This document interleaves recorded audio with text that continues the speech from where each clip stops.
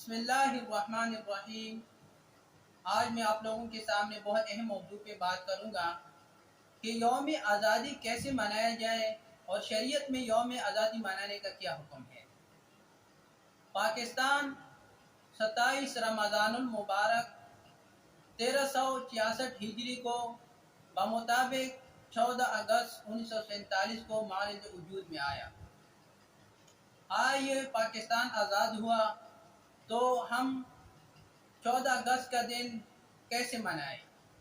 कुरान करीम में अल्लाह ताला का इरशाद है कि तुम में से ऐसे लोग बहुत हैं जिन्हें हम हुकूमत दे दें तो वो नमाज कायम करते हैं, ज़कात देते हैं और लोगों को नेकी की ताकीद करते हैं और बुराई से मना करते हैं।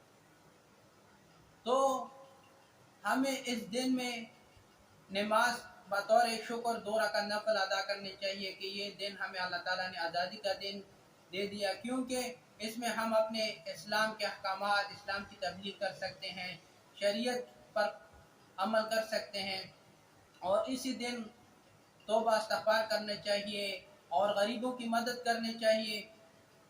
लेकिन अफसोस की बात यह है कि आजकल अगर हम देखें कि इस दिन पे बाकायदा डांस पार्टी और इसी तरह नाच गाने और म्यूज़िक वगैरह इस तरह प्रोग्राम मुनक़िद किया जाते हैं और बाकायदा सरकारी तौर पर।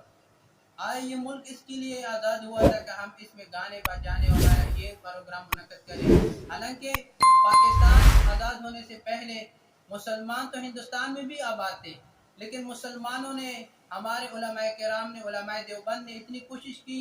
इसकी वजह यह है कि हम इस मुल्क में इस्लामी तालीमात पर अमल करें। तो हमें चाहिए कि यौम आज़ादी को इस्लामी शरीयत की हुदूद में मनाया जाए।